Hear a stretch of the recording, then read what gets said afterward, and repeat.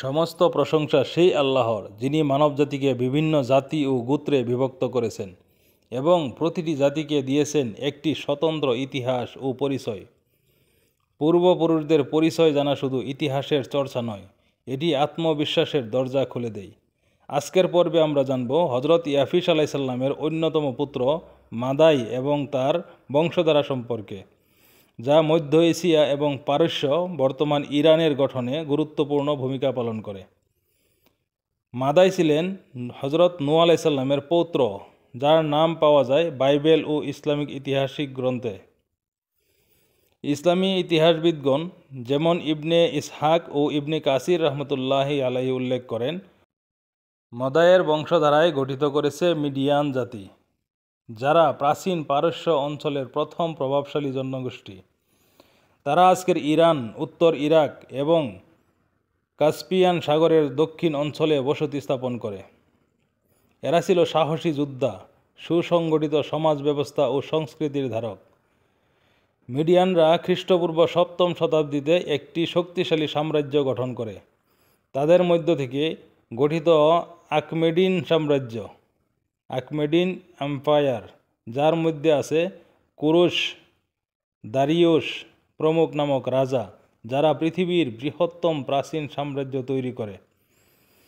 ইসলামের পূর্বে এই জাতির মধ্যে মজদেইজম ধর্ম প্রচলিত ছিল, যা ছিল এক ঈশ্বরবাদ ও নৈতিকতার উপর ভিত্তি করে গঠিত। ইসলামের প্রথম দাওয়াত ইরানে পৌঁছে 6ম শতাব্দীর শুরুর দিকে। রাসূলুল্লাহ সাল্লাল্লাহু আলাইহি সাল্লাম স্বয়ং পারস্যের রাজা খসরু পারভেজকে ইসলাম গ্রহণের আহ্বান জানিয়ে একটি চিঠি পাঠান, যদিও তিনি তা প্রত্যাখ্যান করেন। কিন্তু এই ঘটনা ইসলামের আন্তর্জাতিক বিস্তারের সূচনা করে। রাসূল সাল্লাল্লাহু আলাইহি সাল্লাম এরপরে খলিফা হজরত উমর রাদিয়াল্লাহু আনহুর খিলাফতের সময়ে সাহাবীগণ পারস্য অভিযানে অংশ নেন। তাদের মধ্যে অন্যতম ছিলেন হজরত সাদ ইবনে আবি ওয়াক্কাস রাদিয়াল্লাহু আনহু, যিনি 636 খ্রিস্টাব্দে বিখ্যাত কাদিসিয়া যুদ্ধে নেতৃত্ব দেন এবং ইরান বিজয় করেন। এই বিজয়ের মাধ্যমে পারস্যে ইসলামের সূচনা ঘটে এবং বহু ইরানি ইসলাম গ্রহণ করে। পরবর্তী যুগে এখানকার মুসলমানরাই হয়ে ওঠে তাফসির, হাদিস, চিকিৎসা, গণিত ও দার্শনিক চিন্তায় অগ্রদূত। মাদাইয়ের বংশধারা পারস্য ছড়িয়ে আফগানিস্তান, তাজিকিস্তান ও উজবেকিস্তান অঞ্চলেও বিস্তার লাভ করে। তারা ছিল সংস্কৃতিমনা, শিক্ষানুরাগী ও বুদ্ধিদীপ্ত। মাদাই শুধুমাত্র একটি জাতির আদিপুরুষ ছিলেন না, তিনি ছিলেন জ্ঞানের উত্তরাধিকার ও ইসলামের এক প্রাচীন সেতুবন্ধন। তার বংশ থেকেই গড়ে ওঠে পারস্যের বর্ণাঢ্য ইতিহাস, যা পরে ইসলামের আলোয় বিকশিত হয়।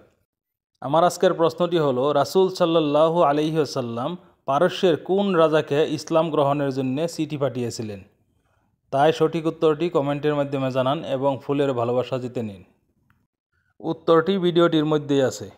পরবর্তী পর্বে আমরা জানব হজরত ইয়াফিস আলাইসাল্লামের আরেক পুত্র গুমর সম্পর্কে, যার বংশধারা থেকে গঠিত হয়েছে ইউরোপের কেল্টিক, জার্মানিক ও স্লাভিক জাতিগুলো।